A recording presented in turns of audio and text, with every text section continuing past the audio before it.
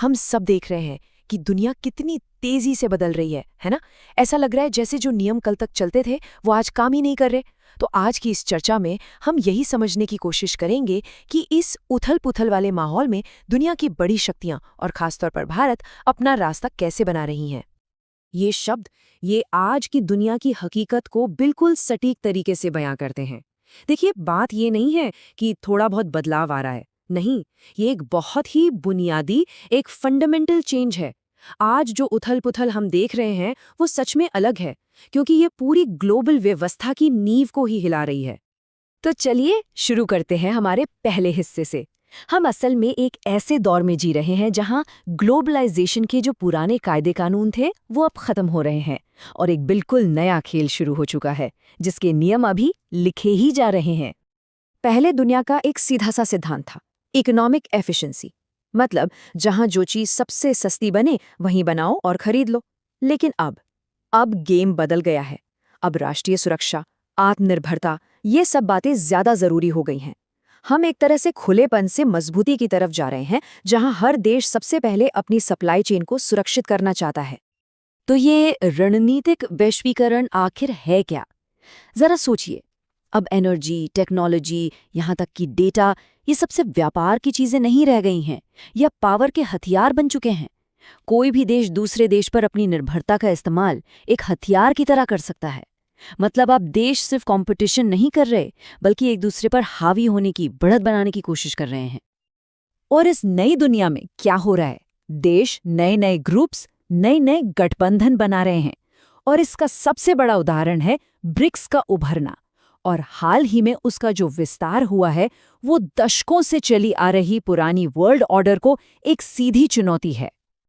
BRICS अब ये सिर्फ 5 देशों का एक इकोनॉमिक ग्रुप नहीं रह गया है। सोचिए, ईरान, सऊदी अरब और यूएई जैसे एनर्जी के बड़े खिलाड़ी इसमें शामिल हो गए हैं। ये जो विस्तार है ये ग्लोबल पावर बैलेंस में एक बहुत बड़े बदलाव का साफ साफ संकेत है। ये दिखाता है कि दुनिया अब नए ऑप्शंस की तलाश में है। तो ब्रिक्स के पीछे की असल सोच क्या है? सीधी सी बात है, ये वर्ल्ड बैंक और आईएमएफ जैसे पश्चिमी दबदबे वाले संस्थानों का एक विकल्प बनाने की कोशिश है। मकसद ये है कि जो उभरती हुई अर्थव्यवस्थाएं हैं उन्हें भी अपनी बात रखने का, अपनी जरूरतों के हिसाब से आगे बढ़ने का मौका मिल सके। और देखिए, आंकड़े खुद बोलते हैं। इस विस्तार के बाद ब्रिक्स प्लस ग्रुप अब जीडीपी के मामले में G7 से भी आगे निकल गया है। ये सिर्फ कोई सांकेतिक बदलाव नहीं है, ये इकोनॉमिक पावर का एक रियल ट्रांसफर है, जिसे अब कोई भी नजरअंदाज नहीं कर सकता। और जाहिर है इस विस्तार का असर पूरी दुनिया पर पड़ेगा। ब्रिक्स प्लस अब दुनिया के करीब 42% तेल उत्पादन और 46% आबादी को कंट्रोल करता है। इससे एनर्जी सिक्योरिटी और ग्लोबल पॉलिटिक्स में इसका रोल और भी ज्यादा अहम हो गया है। ये एक ऐसा ग्रुप है जिसके पास लोगों की ताकत भी है और संसाधनों की भी। अब आते हैं उस मुकाबले पे जो इस नए दौर को सबसे ज्यादा परिभाषित कर रहा है, और वो है अमेरिका और चीन के बीच की होड़। ये एक ऐसी प्रतिद्वंदिता है जो पूरी दुनिया में एक तनाव पैदा कर रही है और हर देश को अपनी स्ट्रैटेजी के बारे में दोबारा सोचने पर मजबूर कर रही है। यहाँ साफ दिखता है कि दोनों देश कैसे अलग अलग चालें चल रहे हैं। एक तरफ अमेरिका है जो टैरिफ लगा रहा है और अपनी सप्लाई चेन को चीन से दूर ले जाकर अपनी इकोनॉमी को प्रोटेक्ट कर रहा है। तो दूसरी तरफ चीन है जो अपने एक्सपोर्ट के लिए नए बाजार ढूंढ रहा है और जो ज़रूरी खनिज हैं जैसे कि रेयर अर्थ मिनरल्स, उन पर अपने कंट्रोल का इस्तेमाल एक हथियार की तरह कर रहा है। 125%, ये सिर्फ एक नंबर नहीं है, ये इस ट्रेड वॉर की गंभीरता को दिखाता है।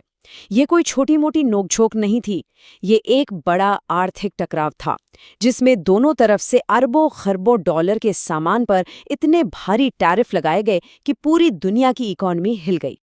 तो इसका नतीजा क्या निकला? नतीजा ये कि अब कंपनियां सिर्फ ये नहीं देख रही कि सामान कहाँ सस्ता बनेगा, वो अब रिस्क के बारे में भी सोच रही हैं। वो अपनी सप्लाई चेन को फैला रही हैं ताकि किसी एक देश, खासकर चीन पर, उनकी निर्भरता कम हो सके।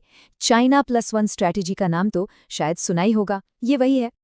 तो सवाल ये उठता है कि इस कॉम्प्लेक्स माहौल में भारत जैसी एक बड़ी और उभरती हुई शक्ति क्या कर रही है? क्या भारत किसी एक कैंप को चुन रहा है? जवाब है नहीं। चलिए भारत की जो अनोखी और दिलचस्प स्ट्रैटेजी है उसे समझते हैं।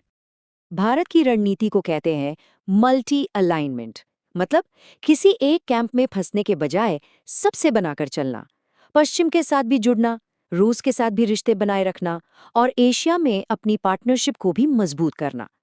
देखिए, एक तरफ भारत अमेरिका के साथ क्वाड का हिस्सा है, तो दूसरी तरफ रूस से तेल भी खरीद रहा है और ब्रिक्स में चीन के साथ एक ही मंच पर भी है। ये एक बहुत ही सदा हुआ बैलेंसिंग एक्ट है। और इसका एक बेहतरीन उदाहरण है भारत और आसियान देशों के रिश्ते। ये टाइमलाइन दिखाती है कि ये कोई रातों रात हुआ काम नहीं है। भारत ने पिछले 30 सालों में धीरे धीरे लेकिन लगातार इस जरूरी ग्रुप के साथ अपने संबंधों को मजबूत किया है। ये भरोसे और आपसी सम्मान पर बनी एक पार्टनरशिप है। और इस पार्टनरशिप के नतीजे वो भी जबरदस्त रहे हैं। ये चार्ट देखिए, ट्रेड में जो ग्रोथ हुई है वो कमाल की है। और ये सिर्फ नंबर्स नहीं है, ये इस बात का सबूत है कि विश्वास और सहयोग कितना बड़ा है। ये दिखाता है कि भारत इस पूरे रीजन में एक भरोसेमंद पार्टनर बनकर उभरा है। ये सब भारत की एक बड़ी सोच का हिस्सा है, जिसे एक्ट ईस्ट पॉलिसी कहते हैं। इसका मकसद सिर्फ बिजनेस बढ़ाना नहीं है, बल्कि पूरे साउथ ईस्ट एशिया के साथ कनेक्टिविटी बेहतर करना है, चाहे वो फिजिकल हो, डिजिटल हो या फिर लोगों के बीच के कल्चरल रिश्ते हों। तो इस पूरी चर्चा का निचोड़ क्या है? बात यह है कि ये जो उथल-पुथल का दौर है, ये सिर्फ चुनौतियां लेकर नहीं आता। ये उन देशों के लिए बहुत बड़े मौके भी लेकर आता है, जो इस तेजी से बदलते माहौल में खुद को ढाल सकते हैं। और ये एक बहुत ही पावरफुल आइडिया है कि दुनिया की मुश्किलों का जवाब कहीं बाहर नहीं, बल्कि अपने अंदर है। बाहरी चुनौतियों से निपटने का सबसे अच्छा तरीका है अपनी अंदरूनी ताकत को बढ़ाना। जब कोई देश अंदर से मजबूत होता है, तो वो बाहर के किसी भी झटके को आसानी से झेल सकता है। तो फिर इस नए दौर में कामयाबी का फॉर्मूला क्या है? ये 3 बातों पर टिका है। पहला, अपनी घरेलू ताकत बनाओ, मैन्युफैक्चरिंग बढ़ाओ, लोगों में इन्वेस्ट करो। दूसरा, टेक्नोलॉजी में इन्वेस्ट करो, AI, ड्रोन्स, सेमीकंडक्टर्स, इन सब में आगे बढ़ो। और तीसरा, एक बड़ा नेटवर्क बनाकर रखो। सबके साथ संतुलित रिश्ते रखो, लेकिन किसी एक के कैंप में मत जाओ। और ये सब हमें एक आखिरी सवाल पर लाकर खड़ा कर देता है, जिस पर सोचना बहुत ज़रूरी है। तो क्या ये जो नया दौर है, ये अराजकता का है या फिर अवसर का? शायद इसका जवाब ये है कि ये उथल-पुथल ये कोई संकट नहीं, बल्कि एक कसौटी है, एक इम्तिहान है।